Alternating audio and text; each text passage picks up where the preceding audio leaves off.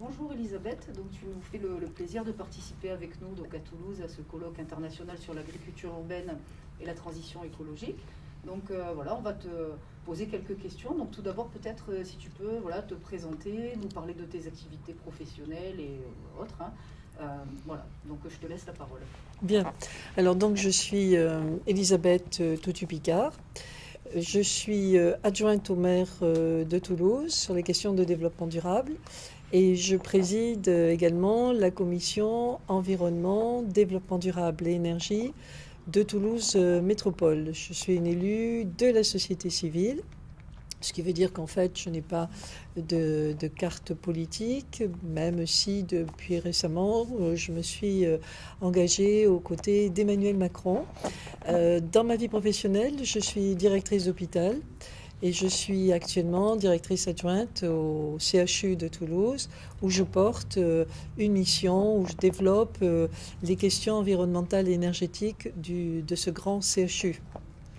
Très bien, donc on voit que effectivement tu ne dois pas t'ennuyer avec toutes ces activités qui en plus sont vraiment bien en lien entre l'environnement, la santé, l'alimentation, donc qui collent effectivement parfaitement à tous ces thèmes du colloque.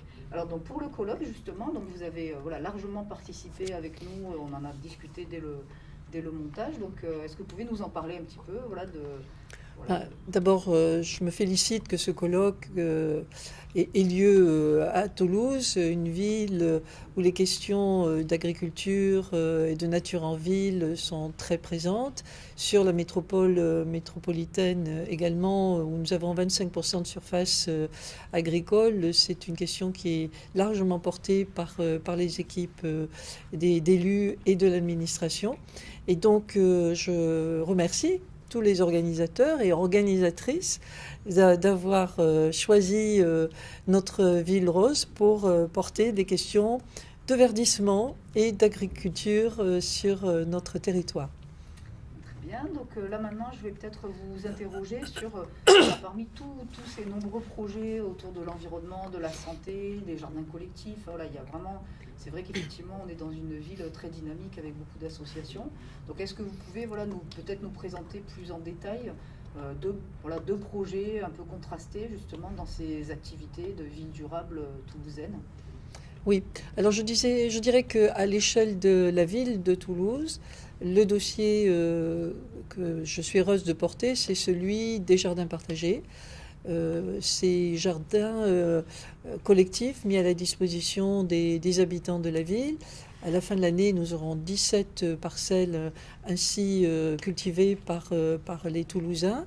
Des parcelles qui vont de 400 mètres carrés à plus de 8000 mètres carrés et qui répondent bien à l'attente de la population d'avoir à la fois des revenus économiques complémentaires, à la fois de défendre l'environnement en introduisant des zones de verdissement et des puits de carbone. Et puis ce sont aussi des lieux de convivialité, de rencontres intergénérationnelles.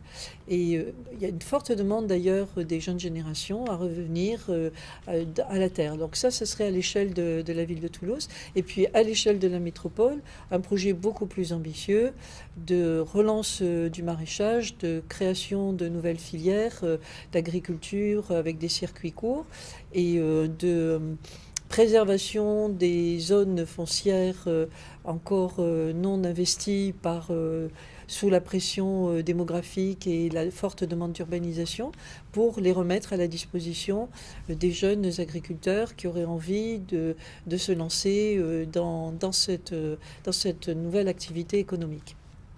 Merci déjà. C'est vrai que moi en tant qu'enseignante, j'ai toujours quand on voit la motivation, ça vaut de l'or en fait pour un enseignant. Donc c'est vrai que là de ce côté-là, avec toi Elisabeth, on est vraiment on est comblé parce qu'on voit vraiment cette motivation, ce dynamisme comme ça qui te porte, hein. Donc c'est toujours émouvant en fait pour un enseignant de voir la motivation, quel que soit l'âge de la personne, jeune, étudiant, professionnel. Donc en tout cas vraiment on te remercie, je pense collectivement.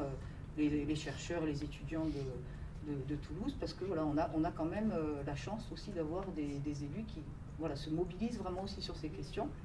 Alors pour une des dernières questions peut-être sur les enjeux en fait, hein, des enjeux importants. On parle de 2020, donc là ça y est, c'est tout de suite. Maintenant c'est plus loin qu'on vise, hein. toujours plus loin. Donc voilà, est-ce que tu peux nous présenter rapidement pour toi les grands enjeux au niveau de la métropole toulousaine? Alors en termes de motivation, je te renvoie la remarque et te félicite pour ta propre motivation. Je pense que les élus, dans leur pratique, ont besoin vraiment d'être éclairés par différents partenaires qui interviennent à des échelles différentes sur ces questions agricoles. Donc le milieu des chercheurs, les milieux associatifs aussi sont vraiment les bienvenus, et puis tous les représentants des collectivités ou des chambres de représentation, notamment du monde agricole, sont aussi nos partenaires privilégiés, et je pense que c'est ensemble que nous allons arriver à définir une gouvernance et trouver des solutions à un problème qui quand même est relativement complexe. Alors, pour ce qui est des enjeux, le premier grand enjeu, c'est de répondre et de faire face à une vitalité démographique qui est en même temps une force économique pour la ville de Toulouse et pour la métropole toulousaine, mais qui pose le problème de la ressource alimentaire et de l'accès à la ressource en eau. Donc, ce sont des questions qui me préoccupent. 8 000 habitants supplémentaires par an à Toulouse, 15 000 sur les 37 communes de Toulouse Métropole. Il va falloir les loger, mais il va falloir aussi les nourrir.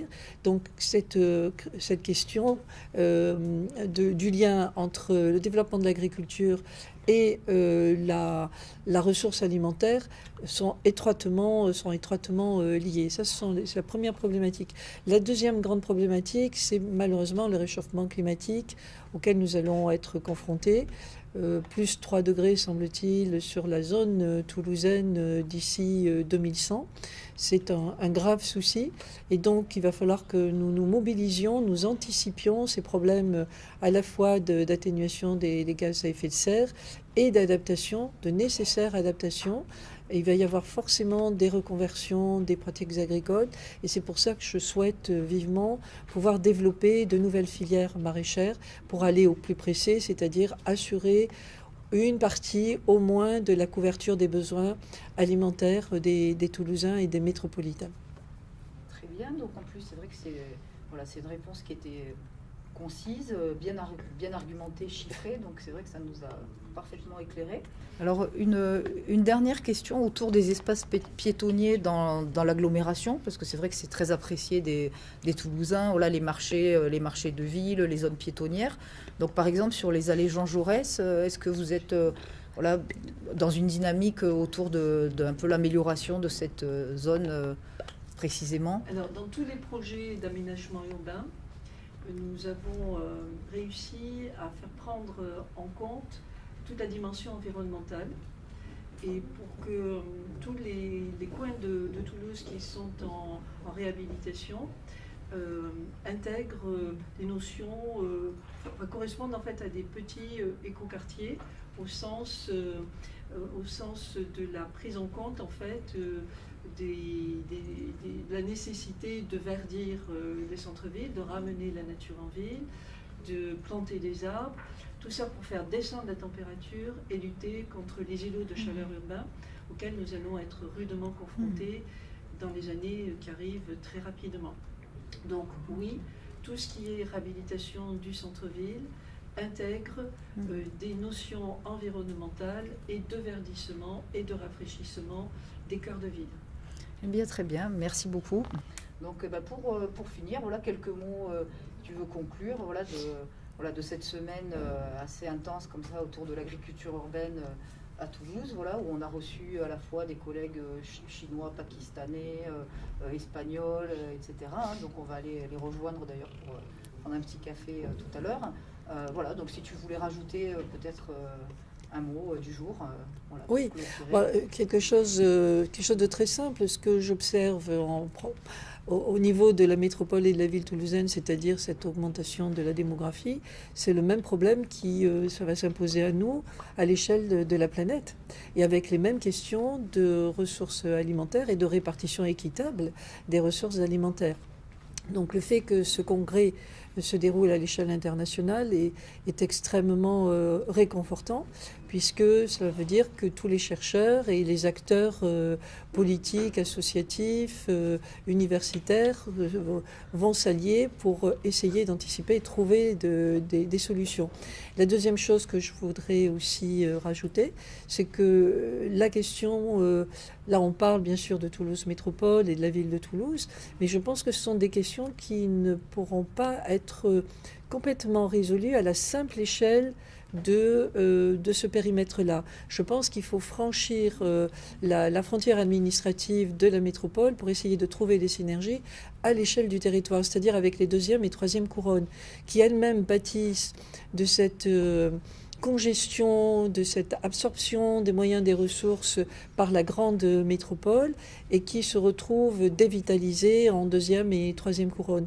Et je pense qu'il faut arrêter cette opposition entre les grandes villes et la ruralité et qu'il faut trouver des complémentarités et des synergies au-delà des clivages politiques également et des clivages administratifs afin de trouver le bon niveau, la bonne échelle d'analyse pour mobiliser toutes les énergies et remettre de la vie dans les territoires un peu isolés et éloignés de la métropole.